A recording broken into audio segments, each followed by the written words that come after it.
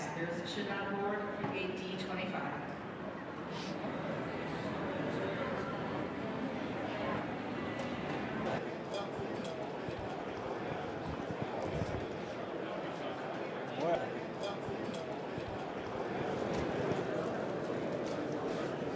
One of the booths that kind of caught my eye, I guess, was this warmer booth. And I mean, the entire exhibit is made up of warmers of different kinds, and hand warmers. I knew there was hand warmers, and I did know that there were foot warmers too, but I had never heard of toe warmers. And there's the big pack right there. So there's a warmer for everybody, and it just kind of made me look. Well, interruptions are part of the SHOT Show, and they're constant.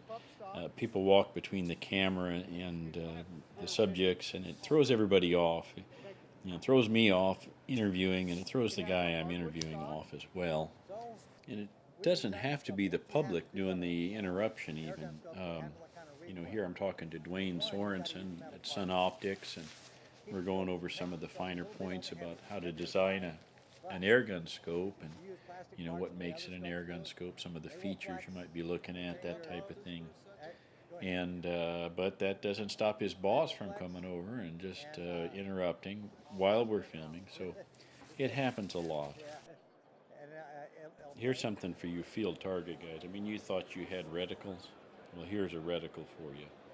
And boy, you could, if you had this reticle, you'd clean the course every time out, I'm pretty sure. Okay, so you're thinking about getting a rocket launcher.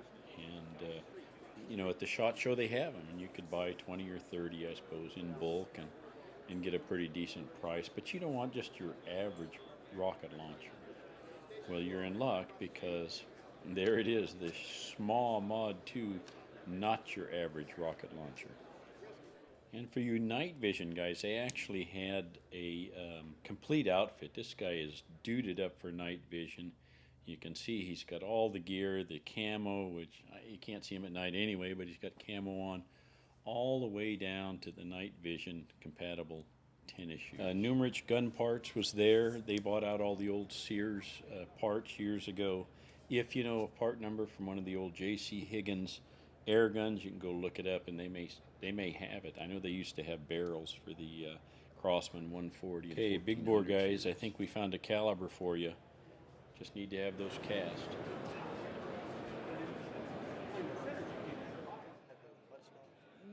Okay, it's bad enough when the public comes through and punks you or photobombs you, whatever you want to call it, but sometimes people do it too. And in this case, it was the airgun scientist, Joe Brancato of airtanksforsale.com. Yes, I know, but you were talking. I didn't want to interrupt. No. Yeah, we were doing videoing. Oh, I'm sorry. That's okay. You aren't the first one, so. You can't see it. No, honestly, I would have never done that, dude. First kid. If you're interested in gunsmithing, there are some schools that still teach it. This is Trinidad State in Colorado, I believe, and you should look them up online, Trinidad State College Gunsmithing. And they also offer every few years some air gunsmithing classes, so take a look. Well, sometimes you notice things as you're walking through or looking at one thing, something else stands out at you, and that's kind of what happened here. Is talking about the Zisico Sentry pre-charge gun, and there's this thing hanging on the wall, and so I took a look at it, and what it is it's a front pumper. This is a prototype. It's not available. We don't know if it will ever be available, but what you do is you go out and you shoot your gun, and then when you need to charge it back up, why you just turn it upside down like this and step on it and start pumping. It's conceptually similar, I suppose, to the FX Independence, although the implementation's a little different. And this is not a new idea. Front pumpers have been around for 100-something years. Benjamin had one all the way back in the early 1900s, 1910, somewhere around there. So it's another stab at it, although to 3,000 psi. All right, let's pump. And this is Joe.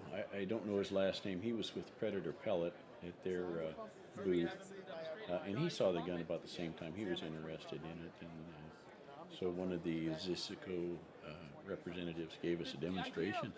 You know, what could go wrong here? Two-stage adjustable trigger, manual safety.